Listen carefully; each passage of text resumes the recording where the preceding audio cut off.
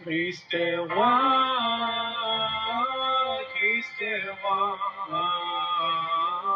Christ est roi,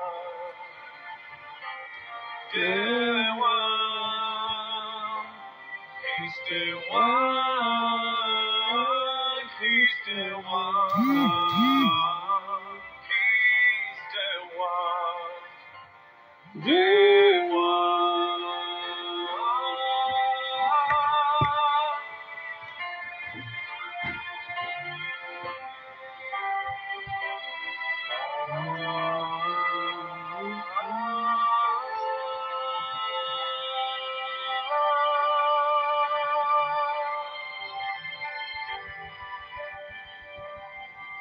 Un jour les chrétiens du monde seront rassemblés par lui. Ils sortiront de leur tombe, car en lui ils sont là. Ils formeront un royaume, la terre sera leur pays. Leur hymne sera tombe à la gloire du Messie. Merci, Christ est roi, Christ est roi,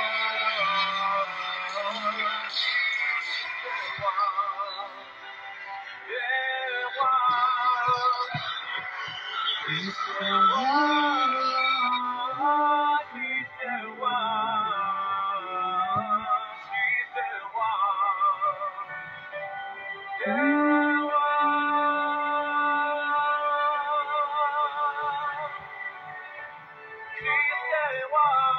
roi,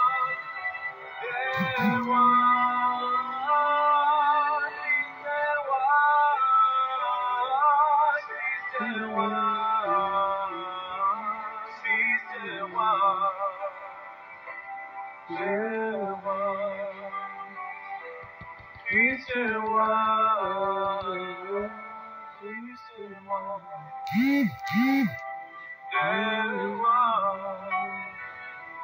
Christ est roi.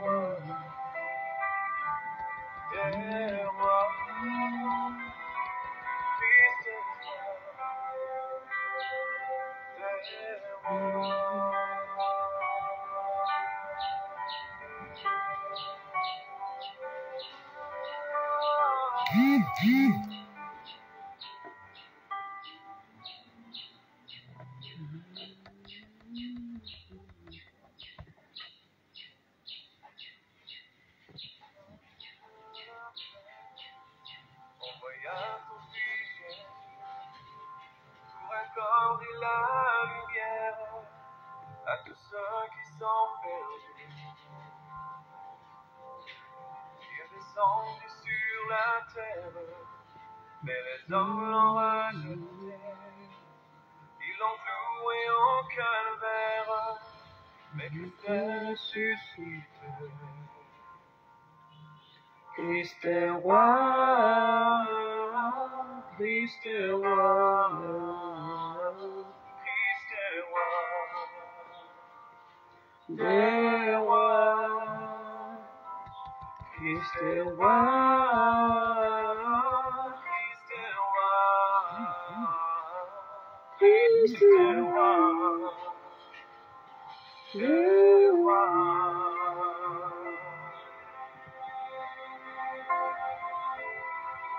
Les croyants de tous les âges portent son nom sur leur cœur.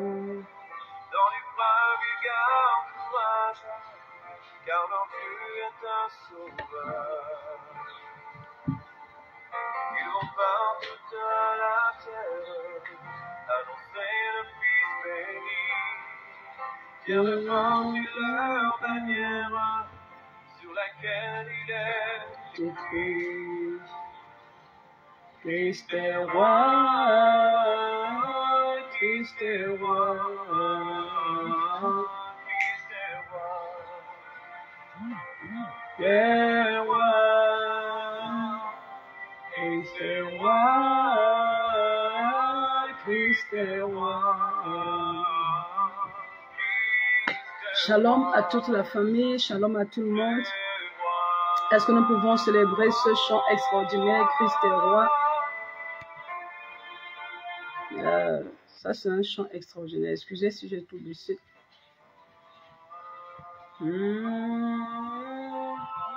Pendant que nous partageons s'il vous plaît, tapotons, envoyons les cœurs, envoyons les pouces bleus. Nous allons commencer tout simplement le temps de permettre à chacun de partager. Bienvenue à Bâti sur le roc. Et depuis le début de la semaine, nous sommes sur Aller et faites de toutes les nations mes disciples. Shalom à tous ceux qui sont en train de se connecter. Et Wolo, Likenson, Ismaël, Irène, Ezine, tous ceux qui se connectent, Mariska. Écrivez votre commentaire s'il vous plaît pour que nous sachions que nous sommes ensemble. Gloire au Seigneur Jésus. Et pendant que vous êtes là, commençons déjà à bénir le nom du Seigneur une fois encore qui nous fait grâce. Est-ce que nous pouvons proclamer Christ est roi? Le Christ est le roi des rois. Il est le Seigneur des seigneurs. Il est notre Dieu. Il est notre Rédempteur. Je ne sais pas ce que le Seigneur représente pour toi, mais est-ce que toi, tu peux le crier cet après-midi? Christ est ma vie, Christ est ma gloire, Christ est mon étendard, Christ est mon bouclier, Christ est mon rocher, Christ est mon berger, Christ est mon soutien.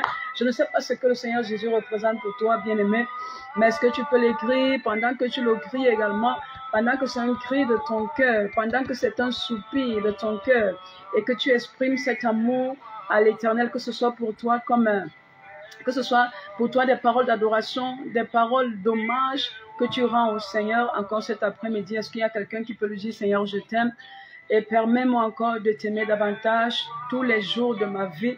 Seigneur, donne-moi de te servir tous les jours de ma vie. Vous savez, mon slogan tous ces derniers temps, je suis en train de dire ceci. Le tout n'est pas d'être en Christ, mais le tout c'est de demeurer en Christ. C'est ça le plus important. Parce que beaucoup sont en Christ, mais après un moment, ils ne parviennent pas à demeurer, ils sortent de la présence de Dieu. Nous connaissons. Donc, le tout, c'est d'achever la course. Alors, dis à Dieu cet après-midi, Seigneur, donne-moi d'achever la course. Donne-moi, malgré les obstacles, de vaincre les défis. Donne-moi d'arriver jusqu'au bout. Seigneur, je veux marcher comme toi. Seigneur, je veux t'aimer, je veux te célébrer, je veux pardonner comme toi, je veux voir les autres comme toi. Seigneur, donne-moi d'être un instrument efficace dans ma génération. Seigneur, donne-moi d'être une servante, un serviteur efficace de qui toi tu prendras plaisir. Et qu'au temps convenable que le Seigneur dise, serviteur intègre, serviteur fidèle, servante fidèle, entre dans le repos de ton maître. Est-ce qu'il y a quelqu'un qui peut célébrer Jésus? Célèbre le Seigneur Jésus, célèbre-le. Béni sois-tu pour ta fidélité. Seigneur, béni sois-tu pour ta fidélité. Dès que nous partageons, en fait, disons ces paroles d'amour au Seigneur. Le Seigneur aime qu'on lui rende hommage. Le Seigneur veut qu'on l'honore, même par nos paroles, par l'expression. Nos paroles sont l'expression de notre cœur. Je ne sais pas ce que tu lui dis, mais ce qui est sûr, adore le Seigneur par tes propres mots. Est-ce qu'il y a quelqu'un qui peut adorer le Seigneur par ses propres mots? Je ne vois même pas les commentaires.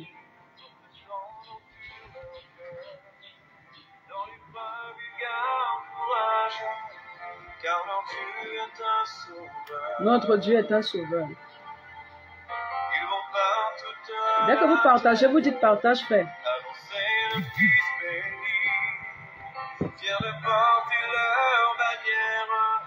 Sur laquelle il est écrit, Christ est roi.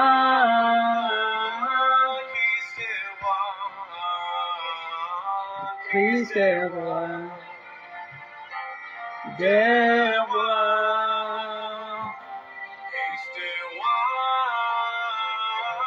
Christ est roi.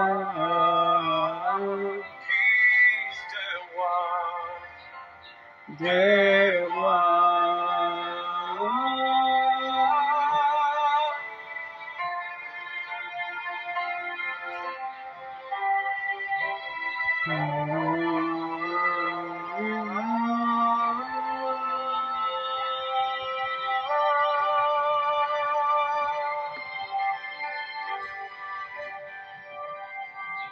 jour les chrétiens du monde seront rassemblés par lui.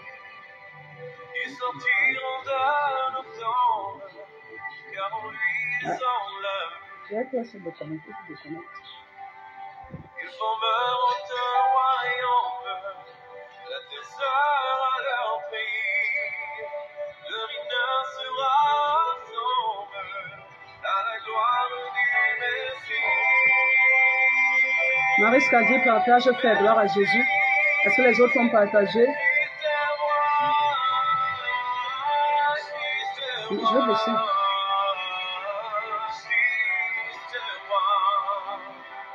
Les rois, Christ est roi, Christ est roi,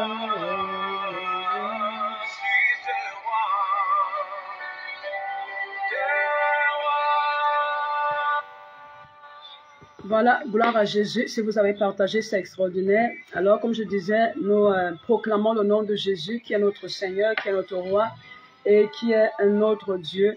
Parfois, il est très important. Le Seigneur attend de nous que nous puissions lui exprimer ce que nous ressentons et quelle est la place qu'il occupe dans notre cœur. Ouais, ça, c'est une adoration que j'aime beaucoup. Parfois, le temps ne dissipe pas la profondeur d'un chant. Et c'est les paroles qui comptent dans un chant et l'esprit avec lequel un chant a été fait. Et nous bénissons le Seigneur. Alors, si vous êtes là, bienvenue sur notre plateforme Bâtie sur le Roc. Et avant de commencer, j'aimerais que nous bénissions le nom de ce Dieu qui nous rassemble encore ce soir.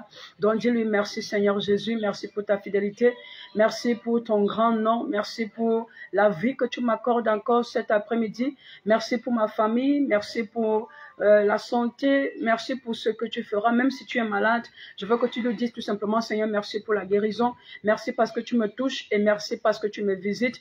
Et pendant que vous êtes en train de confesser cette guérison, peut-être que vous ne voyez pas encore. Elle s'installe dans vos os, elle s'installe dans votre sang, elle s'installe dans votre corps, dans votre cœur et dans votre être entier. C'est ça qu'on appelle exprimer la foi. Donc, même si tu ne vois pas encore quelque chose, mais parce que tu espères en la chose, alors tu commences tout simplement à dire merci à Dieu. Merci Seigneur pour mon mari, même si tu es encore célibataire. Merci pour mon épouse. Merci Seigneur pour mes enfants. Merci pour la famille merveilleuse que tu me donnes. Merci au Dieu Tout-Puissant pour la stabilité sentimentale, émotionnelle, familiale et même financière que tu me donnes. Merci pour toutes choses que tu fais concourir pour mon bien.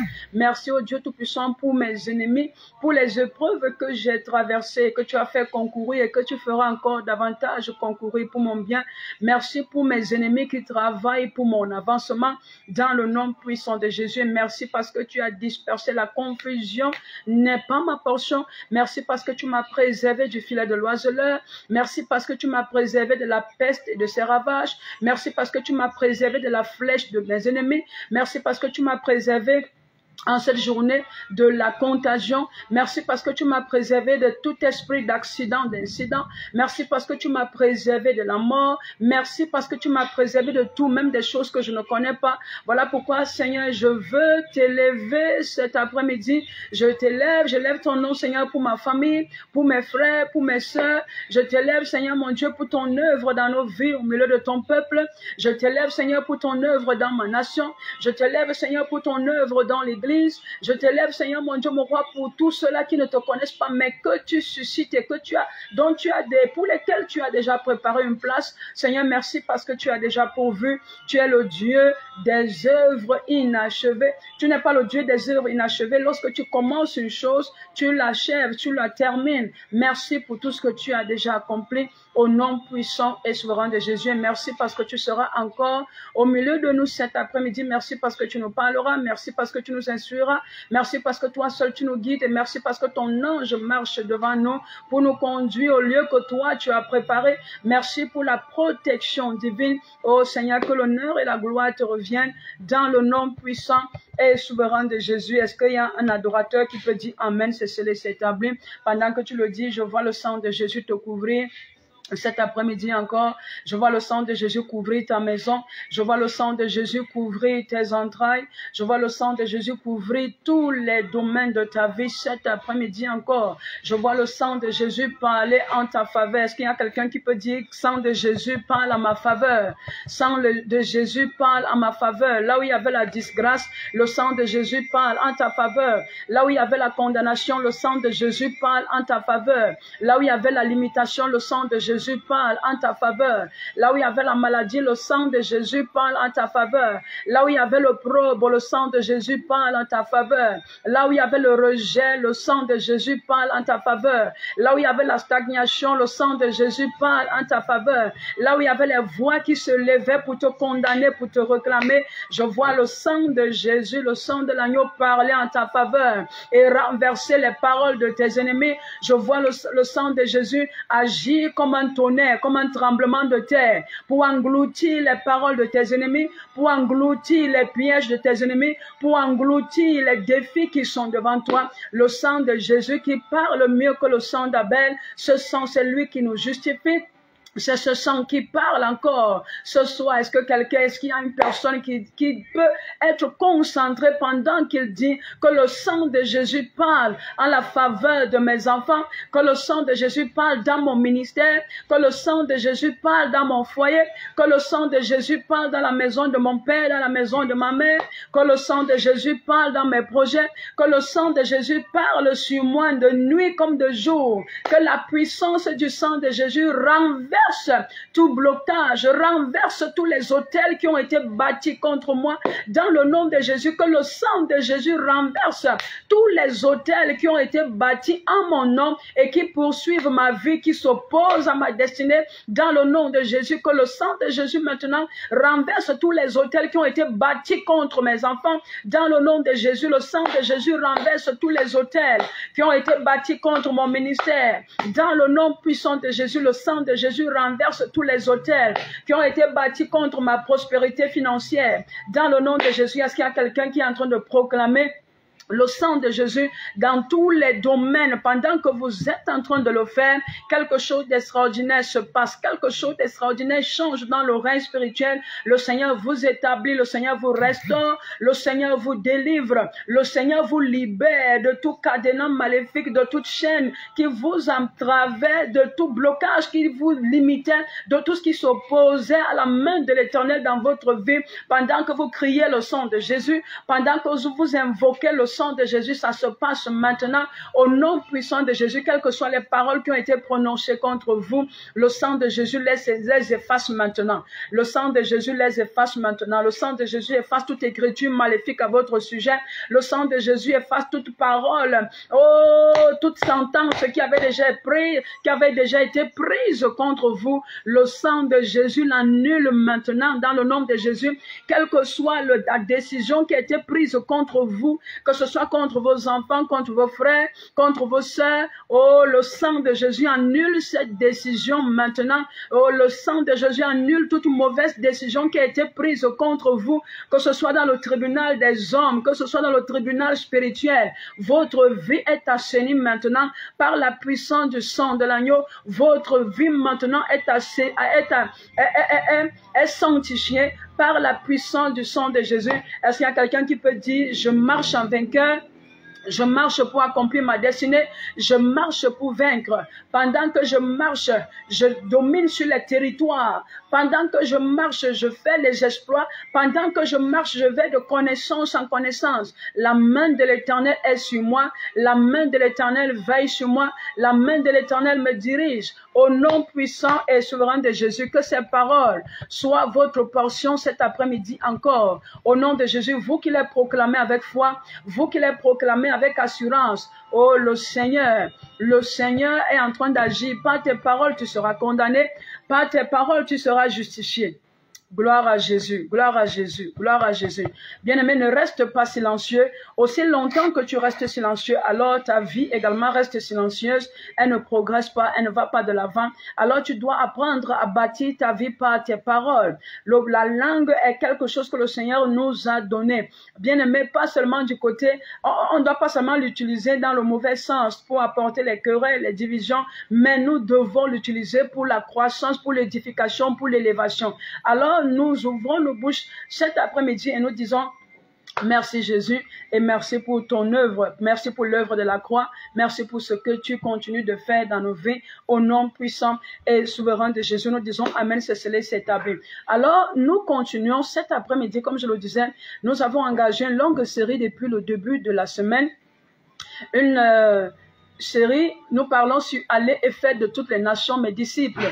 Mais c'est une série que j'ai intitulée Vivre dans le royaume, dont nous parlons du royaume. Et nous avons commencé à parler que signifie aller et faire de toutes les nations mes disciples. Nous avons un peu parlé de l'organisation, qui est qui, comment est-ce que les choses doivent s'organiser dans le royaume, qu'est-ce que le Seigneur attend de nous. Je pense que c'est ce que nous avons vu hier. Et j'expliquais que en tant qu'enfants de Dieu, nous sommes les membres du corps de Christ. Alors chacun a son rôle à jouer. Tu n'as pas besoin d'être prophète forcément. Tu n'as pas besoin d'être apôtre forcément. La Bible dit dans le livre de 1 Corinthiens 12, à partir du verset 28, il y a des gens même qui ont le don de secourir, les gens qui ont le don de gouverner. Donc chacun a son rôle. Dans la maison de Dieu, il y en a qui ont peut-être pour rôle de soutenir les ministères. Donc c'est votre travail. Vous ne serez peut-être pas sur un pupitre pour prêcher, pour annoncer l'évangile, mais c'est votre travail. Donc chacun a quelque chose à donner.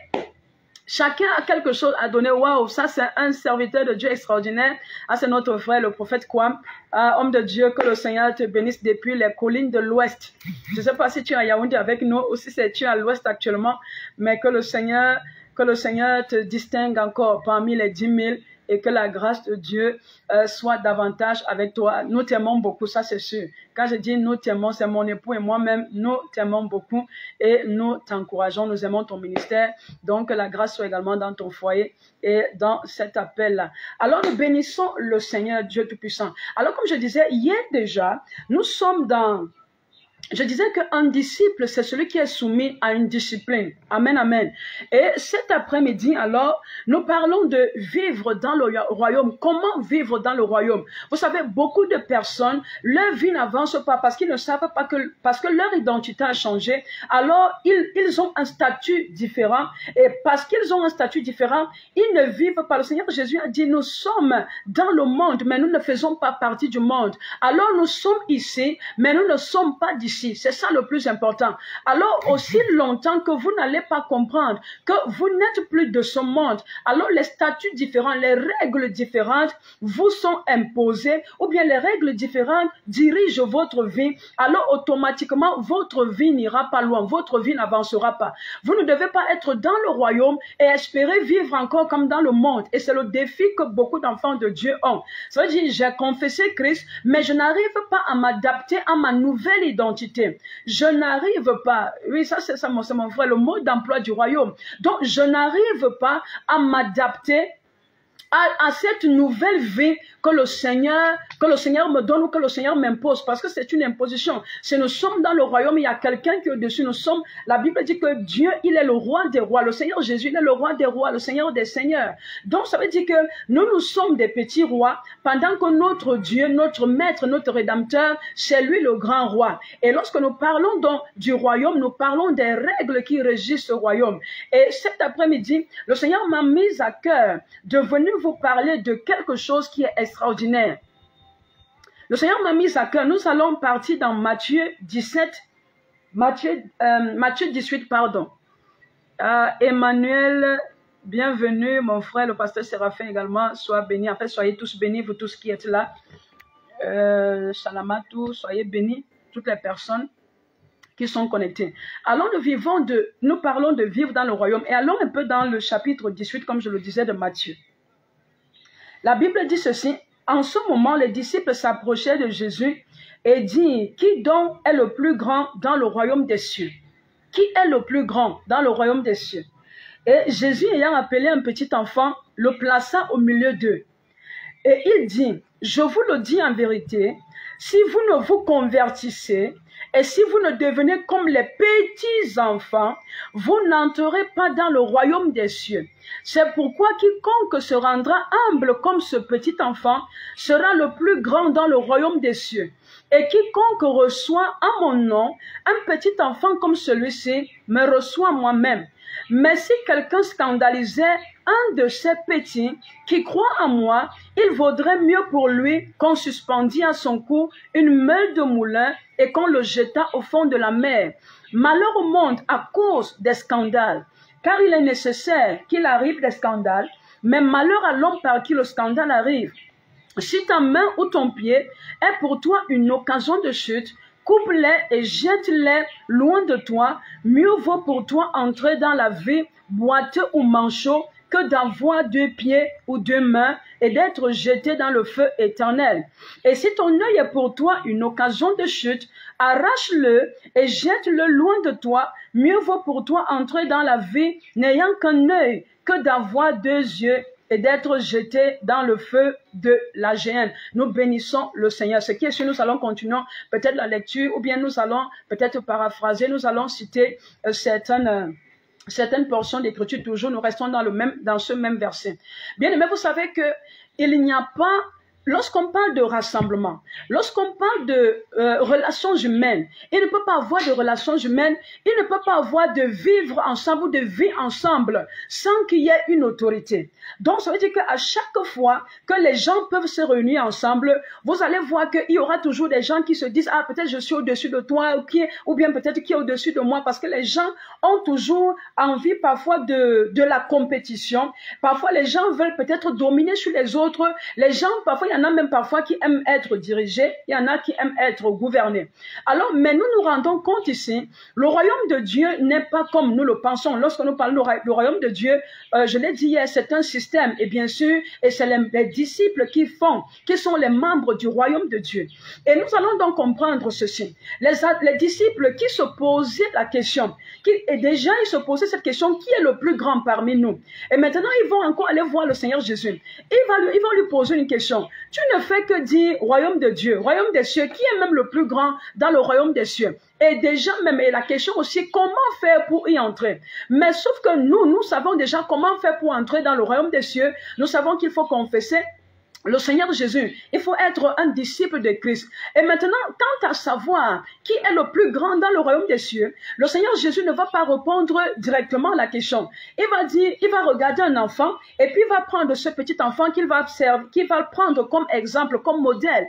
Il va le mettre au milieu des disciples et il va commencer à donner toute une leçon. Il va commencer il va dire, il va monter, il va descendre, il va parler même de scandales, il va parler du pardon, il va prendre même cet exemple, cette parabole du maître de ce serviteur qui était impitoyable et à qui le maître avait remis beaucoup de dettes. Mais nous commençons par le commencement. Alors le Seigneur Jésus va commencer à dire ceci. Il va dire, si quelqu'un n'est pas comme ce petit enfant, il ne peut pas entrer dans le royaume des cieux. Bien-aimés, nous commençons par l'essentiel. Un petit enfant, c'est qui? Un petit enfant, c'est quelqu'un en fait, qui se confie et qui a confiance en ses parents.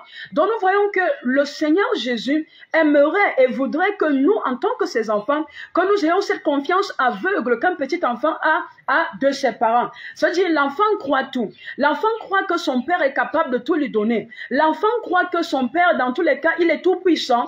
L'enfant croit que rien ne peut arriver à son père. Et peu importe la demande, même, vous allez voir que même dans nos maisons, même pendant que tu te plains que tu n'as pas d'argent, même pendant que tu te plains que en fait les temps sont difficiles, l'enfant vient te dire que papa, par exemple la maîtresse a dit qu'il me faut ceci, ou l'enfant va te dire je veux le bonbon. Parfois même tu n'arrives même pas à t'en sortir, tu te poses la question comment je vais faire pour que les enfants aient le petit déjeuner demain. L'enfant lui ne veut pas, il ne veut même pas savoir, il n'est même pas au courant de ça. Ça veut dire que l'enfant c'est quelque chose qui est un peu insouciant. Et vous savez que le Seigneur Jésus va dire un jour, nous nous inquiétons de trop de choses.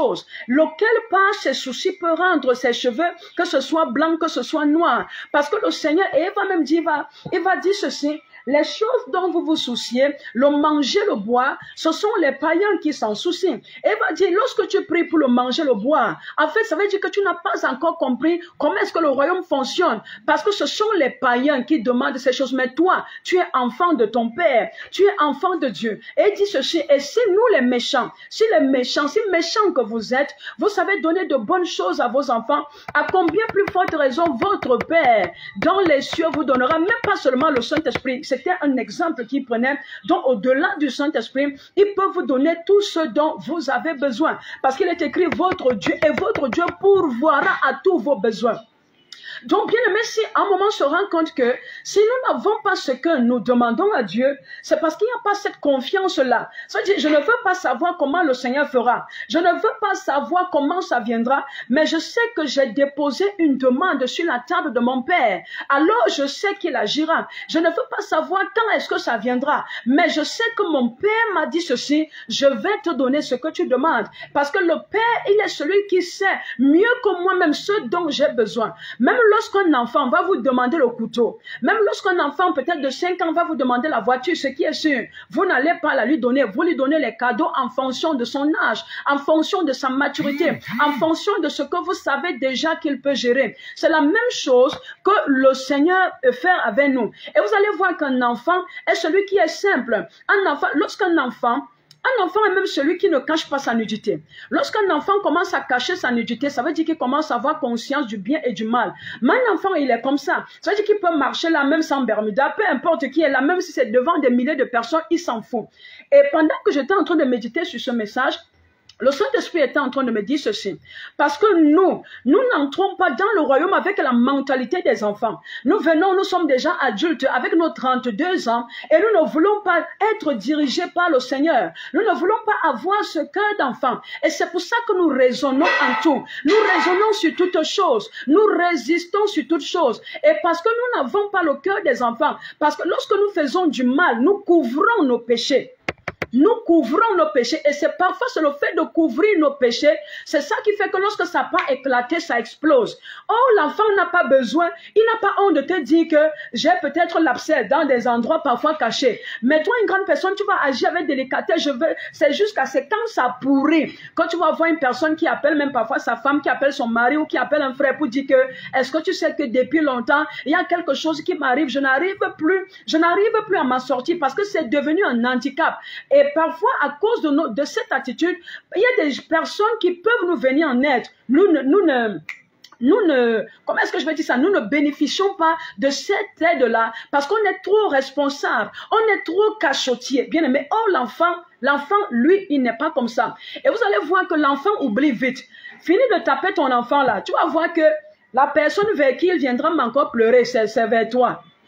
Vous savez, donc l'enfant n'a pas le temps d'avoir les rancœurs, des jalousies, de garder les gens dans le cœur. L'enfant, lui, n'est pas comme ça. Mais c'est nous parfois qui nous souvenons, vraiment le pasteur Séraphin, il m'avait piétiné les orteils en 2020.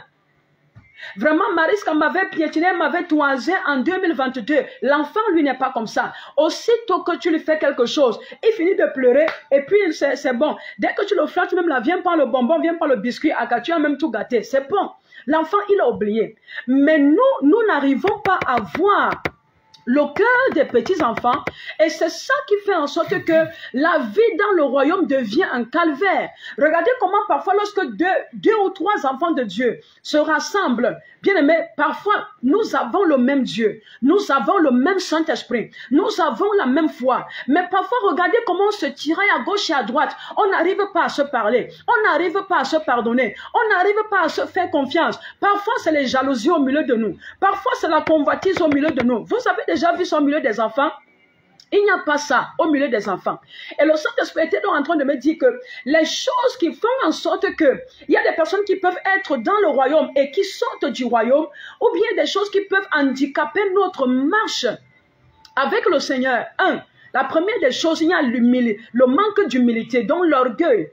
La Bible dit ceci, l'orgueil précède la chute, mais l'humilité, la gloire. Beaucoup d'enfants de Dieu sont orgueilleux. Vous allez voir les caractéristiques d'un orgueilleux, c'est quoi? Il est d'abord imbu de lui-même.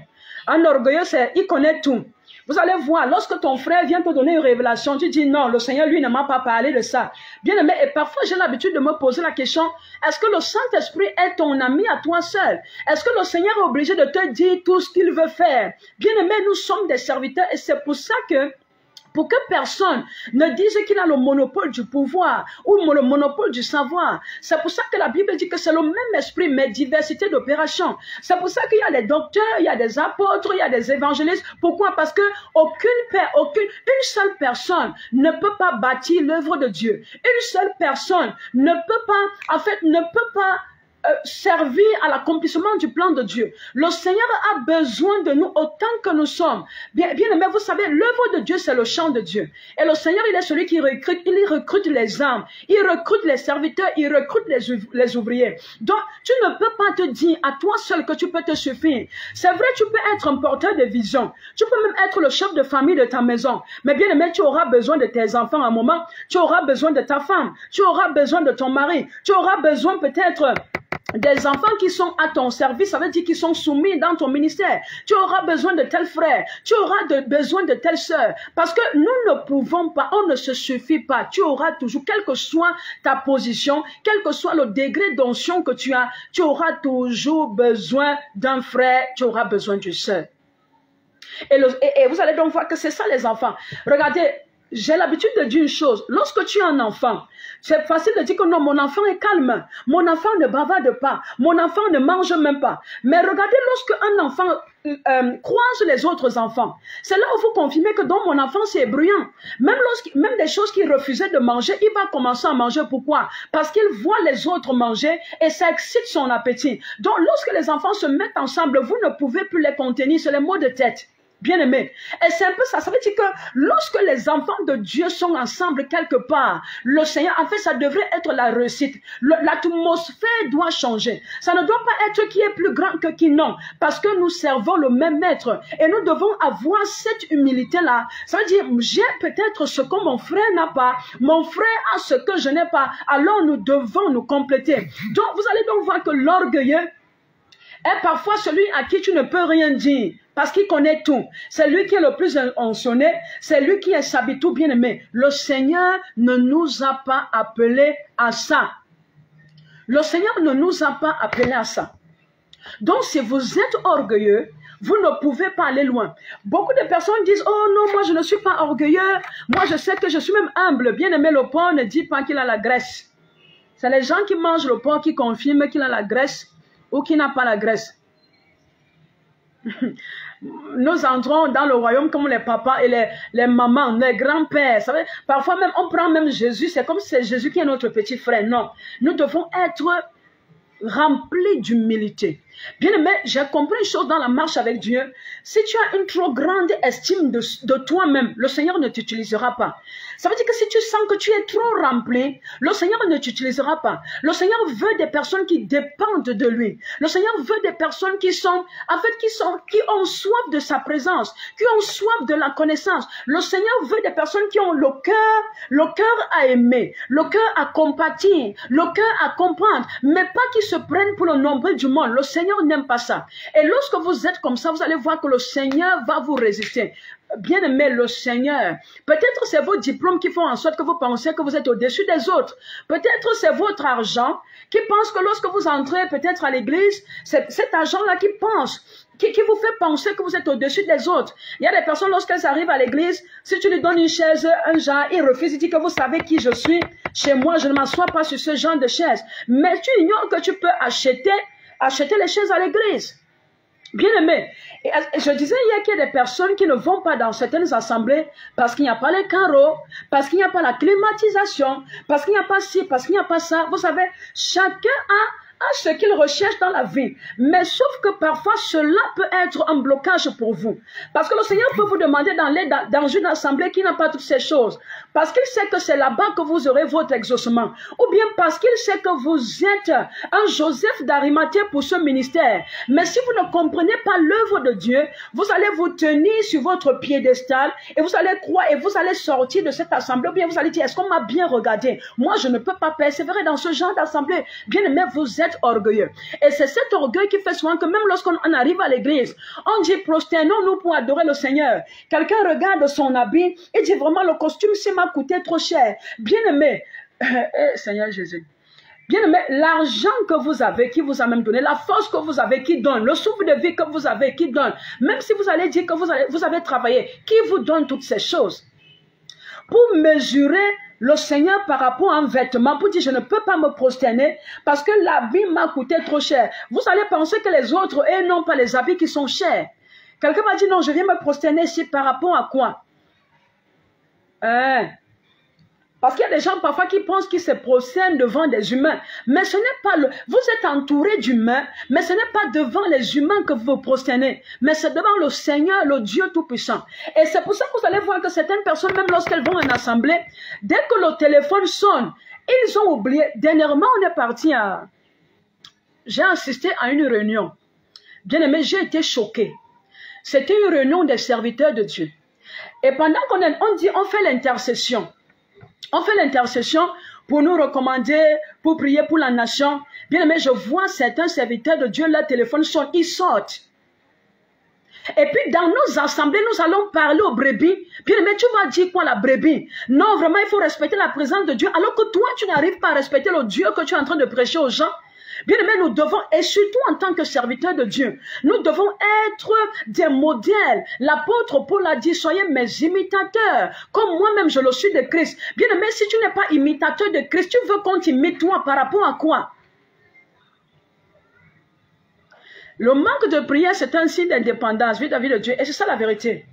J'ai dit, je vais enseigner sur toute cette semaine, je crois, aussi longtemps que la connexion, quand la connexion est stable, dans tous les cas, le Seigneur nous permettra que nous puissions parler, que nous puissions exhorter, que nous puissions enseigner. Parce que l'Église est malade. Nous avons des attitudes à l'église, nous ne savons pas que ça peut bloquer notre exaucement. Bien aimé, oui. Est-ce que tu sais que ta présence, ton attitude face à Dieu ou dans la présence de Dieu peut bloquer ton exaucement? Est-ce que tu sais que ton attitude face aux frères ou bien à côté des frères peut bloquer ton exaucement? Seigneur, je veux le mariage. Seigneur, je veux l'enfant. Seigneur, je veux que tu me parles. Seigneur, je veux si. Est-ce que vous savez que même votre attitude, à cause de votre attitude, le Seigneur peut bloquer les yeux de l'homme de Dieu? Les gens surtout qui aiment la prophétie, la Seigneur, vraiment, homme de Dieu, prophétisez sur moi. Est-ce que vous savez? Parce que l'homme de Dieu est l'instrument. Alors, votre attitude est ce qui parfois peut motiver le Seigneur à utiliser son serviteur pour vous. Alors si votre attitude n'est pas bonne, si votre attitude n'est pas celle que Dieu entend, l'homme de Dieu ne va pas faire de miracle.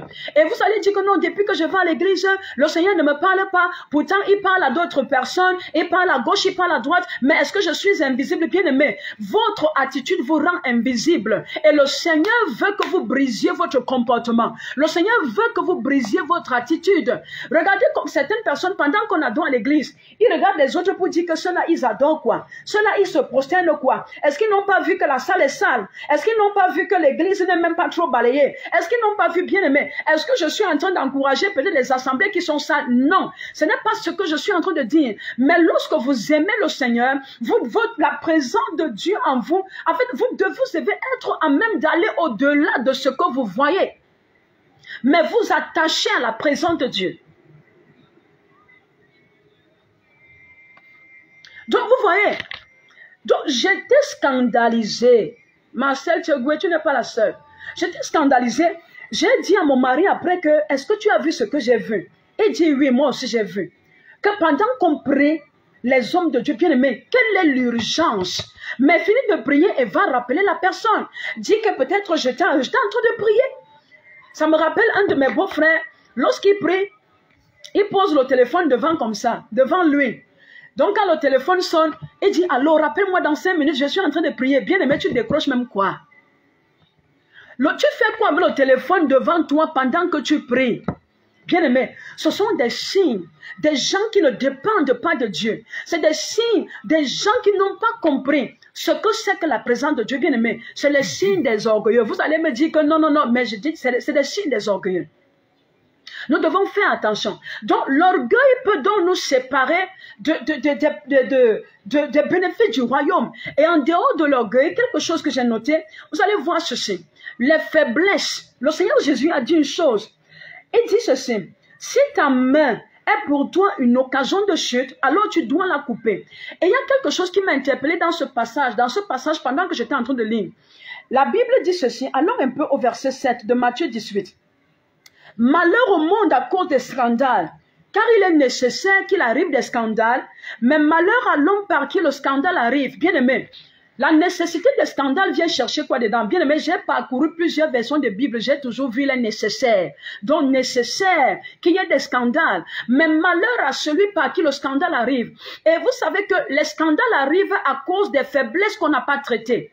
Bien aimé, lorsque tu es sujet à scandale, ou bien tu es l'objet d'un scandale, généralement c'est une faiblesse que tu n'as pas traitée un beau jour. Parfois tu peux même être dans cette faiblesse des années, et puis un beau jour ça éclate. Il y a peut-être certaines choses, certaines attitudes, certains comportements que vous n'aurez pas dû avoir. Mais peut-être qu'ils sont tombés, peut-être entre les mains d'une personne qui a décidé de vous exposer. Mais je vais encore vous surprendre. Est-ce que vous savez que le Seigneur peut laisser que vous soyez exposés tout simplement parce qu'il veut que vous repreniez en main, parce qu'il veut que vous changiez d'attitude, parce qu'il veut que vous changiez de comportement. Bien aimé, les faiblesses que vous ne traitez pas, c'est ça qui va vous engloutir et qui va vous empêcher un moment d'avoir accès au royaume, bien de demeurer dans le royaume. Le diable se sert toujours de nos faiblesses. Bien aimé, c'est les faiblesses qui finissent par être nos occasions de chute. Méfiez-vous des faiblesses. J'ai dit une chose, je fais l'effort, je veille à ce que je ne sois pas pour moi une occasion de chute moi-même. Parce que notre premier ennemi, c'est nous-mêmes. Veille à ce que tu ne sois pas ta propre occasion de chute et veille à ce que personne ne soit ton occasion de chute. Tu dois veiller sur tes voix. Tu dois veiller sur les paroles qui sortent de ta bouche. Tu dois veiller sur les gens qui marchent avec toi. Et c'est pour ça que hier, nous avons enseigné sur le passage de l'apôtre Paul qui dit ceci. Vous ne devez pas avoir de relations avec des personnes qui se nomment, qui se font appeler frères, mais qui vivent dans le mensonge, qui vivent dans l'impudicité, qui vivent dans l'ivrognerie, qui vivent dans les divisions, qui vivent dans les querelles. Bien aimés, ces personnes vont contaminer votre atmosphère spirituelle. Vous devez vous éloigner de ce genre de personnes. Bien aimés, la vie dans le royaume nécessite la discipline. Bien aimés, on ne fait pas d'omelette sans casser les œufs. Si vous allez vous dire non, c'est mon ami d'enfance, non, j'ai grandi avec elle, non, je connais telle personne, bien aimée, et que la personne vive une mauvaise vie, et que vous soyez avec la personne compromettra votre marche dans le Seigneur. Je suis désolé de le dire. Donc, il faut savoir avec qui vous marchez. Il faut savoir ce que vous faites avec les personnes avec qui vous marchez. Si une personne n'amène pas votre marche chrétienne ou bien votre relation avec le Seigneur agrandie, alors vous devez être à même de vous séparer de cette personne, quel que soit ce que la personne représente pour vous. Et c'est pour ça que le Seigneur Jésus dit, si c'est ton œil qui est pour toi une occasion de chute, bien aimé, l'œil fait partie de ton corps. Ta main fait partie de ton corps. Mais le Seigneur dit ceci, tu dois être à même de t'en séparer. Ça veut dire, quel que soit ce que la relation représente pour toi, ça sera douloureux, mais tu dois t'en séparer. Et dis ceci, mieux vaut pour toi entrer dans le royaume bon, mieux vaut pour toi entrer dans le royaume manchot, que de ne même pas y entrer du tout. Alors vous devez choisir, est-ce que vous voulez entrer manchot ou bien vous voulez même manquer le royaume? Est-ce que vous savez que j'ai compris que les gens avec qui vous marchez, même si vous êtes appelé à un grand ministère, même si vous êtes appelé à une grande destinée, bien aimée, si vous ne choisissez pas votre entourage, vous aurez des handicaps. Vous n'allez pas avancer normalement. C'est aussi ça. Donc, lorsque nous vivons avec les gens, cessons de penser que nous sommes supérieurs à eux. Non. Mais comportons-nous comme des petits enfants. Et c'est alors là que le Seigneur nous élèvera. Vous savez, la vie dans le royaume, c'est quelque chose, j'ai remarqué, Dieu ne veut pas le système de la domination. mais c'est le système de la complémentarité. Même lorsque vous êtes un pasteur et que vous pensez diriger un peuple, bien aimé, le Seigneur ne vous envoie pas les dominer, non, mais vous devez les paître avec amour, vous devez les diriger avec amour. Vous pouvez être le chef d'un département. Le Seigneur, si vous pensez que vous êtes au-dessus, peut-être vous avez de la connaissance. Qu'est-ce que la Bible dit? Que les forts soutiennent les faibles, mais il n'a pas dit de marcher sur les faibles, il n'a pas dit de dominer sur les faibles, mais vous devez les soutenir, vous devez les amener à grandir et à comprendre certaines choses que vous-même peut-être vous ne compreniez pas hier. Je tiens à vous dire une chose, nous tous nous avons commencé hier. Nous n'avions peut-être pas la connaissance que nous avons aujourd'hui. Moi, j'ai l'habitude de dire une chose, la foi que j'ai aujourd'hui, je ne l'avais pas. La connaissance que j'ai aujourd'hui, je ne l'avais pas hier. Mais c'est au fur et à mesure que nous grandissons, le Seigneur nous moule, le Seigneur nous équipe, le Seigneur nous enseigne, le Seigneur nous rend matures, bien-aimés, dans l'humilité. Mais si vous n'êtes pas humble, vous ne pouvez pas apprendre avec le Seigneur.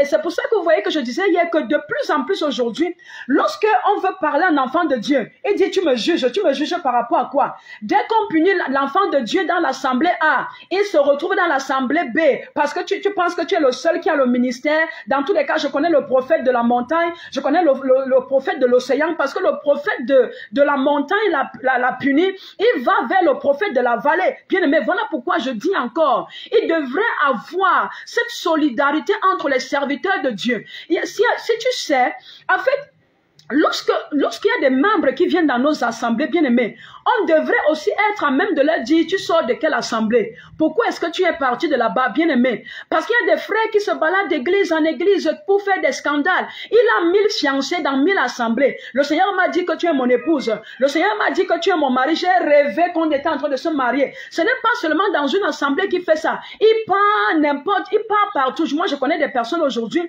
qui ont donné à certaines personnes de dire que non, je ne peux pas épouser un pasteur, par exemple. Pourquoi? Parce qu'il y a certaines brebis galeuses qui ont détruit la réputation des hommes de Dieu.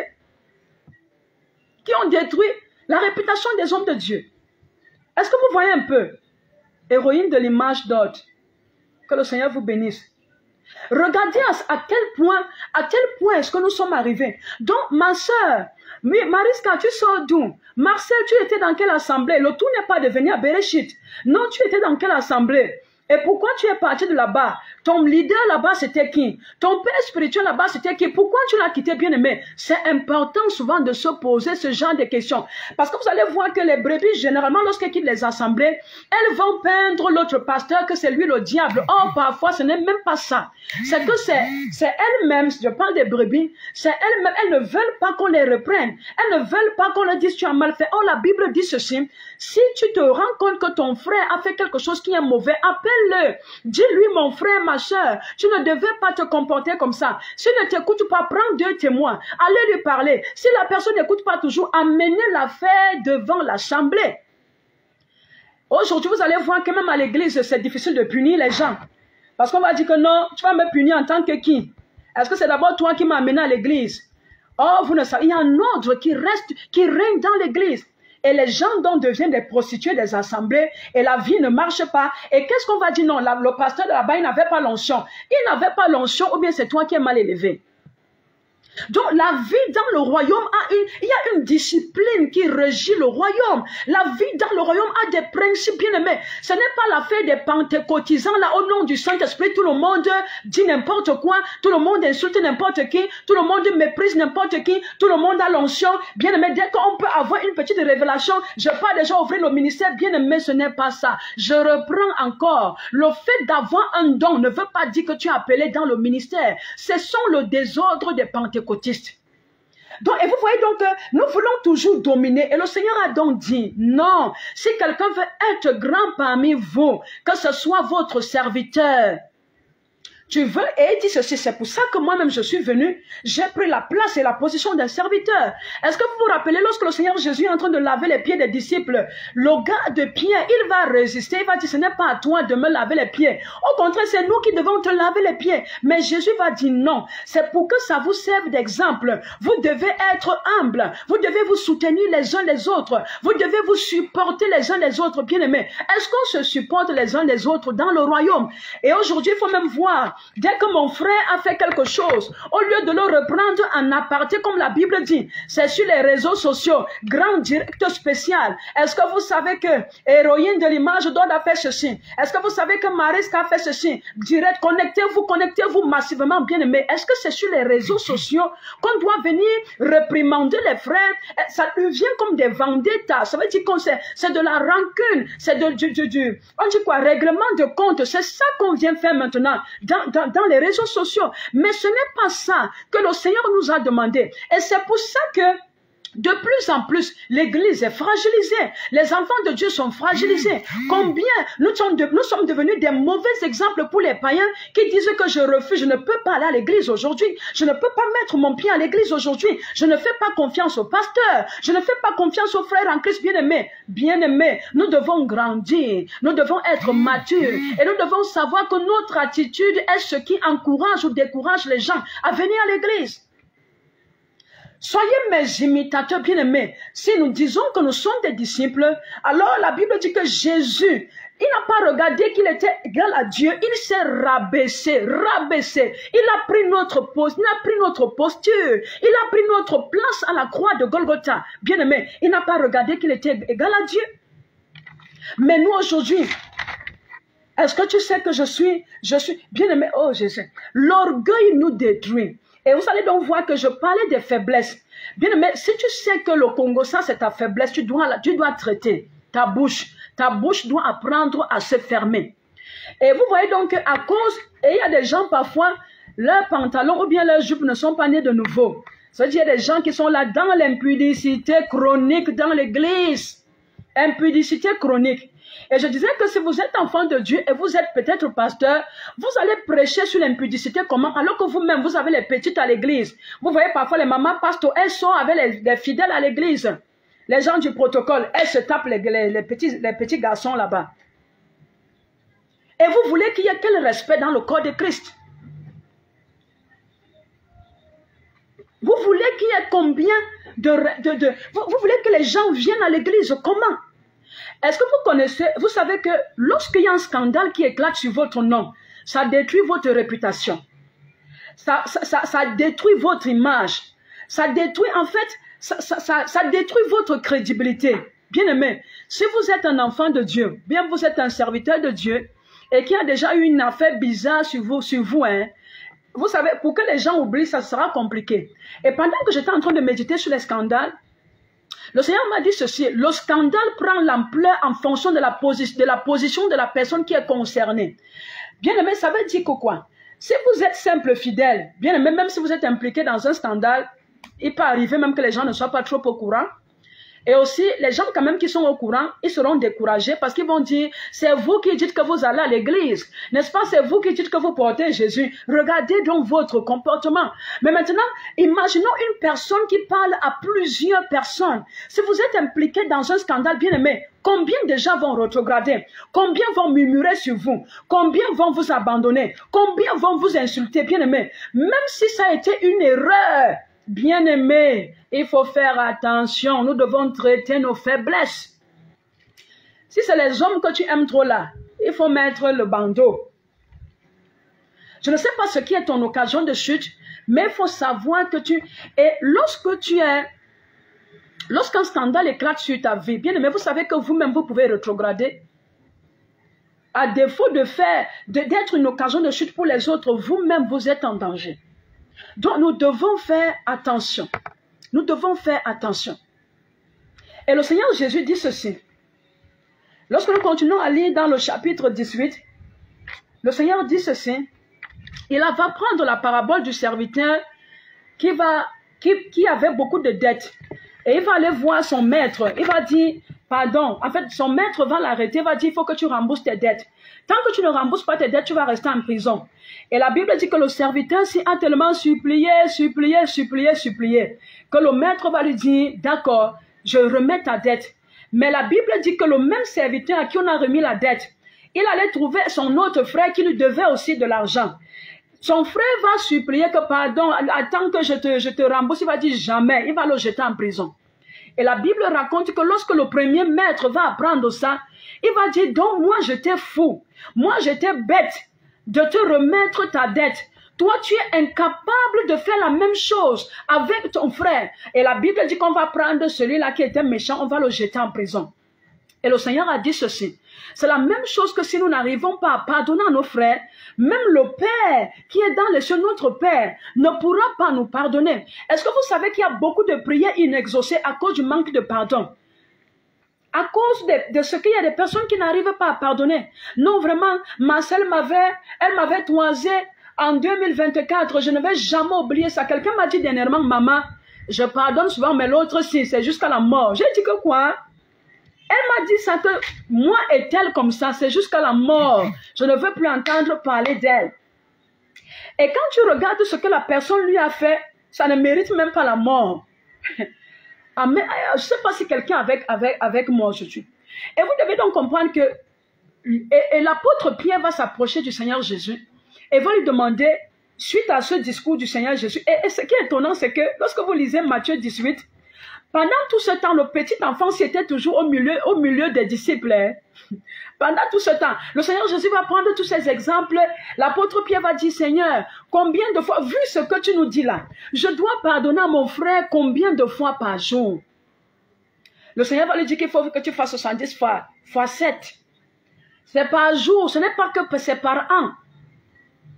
Bien aimé, on ne demande pas qu'on pardonne à nos frères parce qu'ils ne nous ont pas offensés. Bien sûr, ils nous ont offensés. Bien sûr, ça nous a fait mal. Mais pour que nous soyons en paix avec notre Dieu, le Seigneur dit ceci, tu dois pardonner. Et je vais encore dire quelque chose. Si tu as remarqué que une personne, tu as pardonné, la personne ne fait que te faire la même chose. À un moment, tu peux aussi t'éloigner pour la paix de ton cœur. La Bible dit ceci, préserve ton cœur plus que toute autre chose. Nous avons la responsabilité de préserver notre cœur. Bien aimé, c'est très important. Alors, je ne te déteste pas, mais je vois que tu peux être une occasion de chute pour moi. Alors, je prends un peu mes distances. Je t'embrassais trop, je te confiais toute ma vie. Il y a des choses que je te confiais. Je ne te confie plus, je commence à restreindre mes relations avec toi. Bien aimé, ce n'est pas un péché. Ce n'est pas un péché. Parce que tu as la responsabilité de veiller sur ta marche chrétienne. Je dis encore tous ces derniers temps, le tout, ce n'est pas d'être en Christ, mais c'est de demeurer en Christ. Et pour demeurer en Christ, je dis, tu dois choisir les paroles que tu prononces, les personnes qui t'accompagnent, tu dois être à même de les choisir. Celles que tu vois que tu ne peux pas changer, alors tu prends tes distances et à distance aussi, tu peux les conseiller. Et s'ils ne t'écoutent pas, alors tu les laisses tomber. Est-ce que vous voulez que je vous surprenne encore? Vous savez que tout le monde n'est pas appelé à être sauvé, n'est-ce pas? Non, tout le monde n'est pas appelé à être sauvé. C'est pas ce que je veux, c'est pas la bonne expression. Tout le monde ne sera pas sauvé. Tout le monde, Dieu est mort pour que tout le monde soit sauvé, mais cependant et malheureusement, tout le monde ne sera pas sauvé. Tout le monde ne sera pas sauvé. Donc, il y a des personnes qui sont le fils de la perdition. Vous essayez de les aider de toutes les façons possibles, mais elles font toujours l'effort de rentrer, de vous attirer vers le bas. Elles feront toujours l'effort de vous attirer vers le bas. Donc, nous devons donc, pour résumer ce que nous avons dit, la marche dans le royaume nécessite qu'on soit humble. Nous devons travailler, si vous pensez, ou bien si vous avez encore des caractéristiques d'un orgueilleux, alors vous devez mettre cela de côté. Alors si vous voyez que vous avez des faiblesses, alors mettez-les de côté également. Mais ce qui est sûr, c'est que ayez le cœur d'un petit enfant. Un petit enfant pardonne tout, un petit enfant croit tout, il fait confiance, il oublie vite. Il n'y a pas de rancune, il n'y a pas de rancœur. Un petit enfant n'a pas forcément la jalousie dans son cœur, non pas du tout. Donc, et soyons donc comme ces petits enfants et nous verrons que notre marche dans le royaume, elle sera extraordinaire, mais elle ne sera pas facile. Mais ce qui est sûr, nous arriverons jusqu'au bout de ce que le Seigneur a prévu à notre sujet. Alors que le Seigneur vous bénisse et que sa grâce qui surpasse l'or et l'argent soit abondamment sur vous dans le nom de Jésus. Salamata Kulabiga. Que le Seigneur vous bénisse également. Dans le nom puissant et souverain de Jésus. Alors, je ne sais pas si quelqu'un a un sujet de prière. Il y a des personnes parfois qui disent, je n'arrive pas à pardonner. Je fais comment? C'est trop douloureux. Si je pardonne, il va croire qu'il m'a gagné. Il va croire que je suis faible. Il va croire qu'il est trop fort. Bien aimé. Celui qui pardonne, c'est même lui qui est grand. Est-ce que je me fais comprendre? Si vous avez remarqué que vous êtes dans une relation avec quelqu'un et qui ne s'excuse jamais parce qu'il croit qu'il connaît toujours tout, et que c'est toujours vous qui allez vers la personne, ça veut dire que vous avez compris, vous portez Christ. Et la personne n'a pas encore atteint votre niveau. Alors ne vous plaignez pas, continuez à faire ce que le Seigneur vous demande de faire, jusqu'au jour, le Seigneur fera grâce que la personne aussi comprenne comme vous. Nous ne comprenons pas tous le même jour, nous n'avons pas la même maturité spirituelle, nous grandissons dans le Seigneur. Si vous pensez que vous êtes fort, alors soutenez la personne. Et ce qui est sûr, le Seigneur vous récompensera. Le Seigneur récompense ceux qui détournent les pécheurs. C'est ce qu'il est écrit. C'est ce qui est écrit dans la parole du Seigneur. Alors merci. Je bénis le Seigneur. Si vous avez été bénis, que le nom du Seigneur soit glorifié et qu'il continue à être avec nous, qu'il vous soutienne, qu'il me soutienne et qu'il nous amène ensemble à monter et ensemble à avancer. Que le Seigneur vous bénisse. Je vous donne rendez-vous demain lorsqu'il sera 14 h. Et n'oubliez pas ces annonces ce soir. Donc tout à l'heure, à partir de 17 h, nous serons du côté de Soa. Derrière Dan et Sarah, c'est dans le cadre de notre soirée de guérison, de délivrance. Même si vous pensez même que votre voisin qui vous persécute là, c'est un sorcier, invitez-le à l'église. Peut-être qu'il sera délivré de la sorcellerie et il cessera d'être votre occasion de chute. Donc, venez avec votre voisin, venez avec des cas compliqués, venez avec des dossiers compliqués. Et mercredi prochain, mercredi le 14 mai, nous avons notre soirée de super partenaires, donc ceux qui soutiennent le ministère, ceux qui soutiennent l'œuvre de Dieu. Et Dieu seul sait que nous avons tellement de projets actuellement et nous avons besoin de votre soutien. Nous avons besoin des Joseph d'Arimathée. Alors, si c'est votre appel dans l'œuvre de Dieu de soutenir le ministère, si le Seigneur vous le met à cœur, alors n'hésitez surtout pas. Et aussi, nous sommes en train de préparer ce grand programme de 3 jours à partir du 16, 17, 18, tous les soirs à partir de 17 h avec des hommes de Dieu extraordinaires. Et vous êtes nos invités, bien sûr, vous êtes nos invités spéciaux. Venez tout simplement et le Seigneur vous fera du bien. Donc, vendredi, samedi, dimanche à 17 h. Nous aurons 3 jours de programme et je crois que le Seigneur Jésus se manifestera. Heureux ceux qui ont cru sans avoir vu. Croyez déjà que le Seigneur va vous faire du bien pendant que vous venez à ce programme. Alors, je vous donne rendez-vous demain, 14 h. Shalom.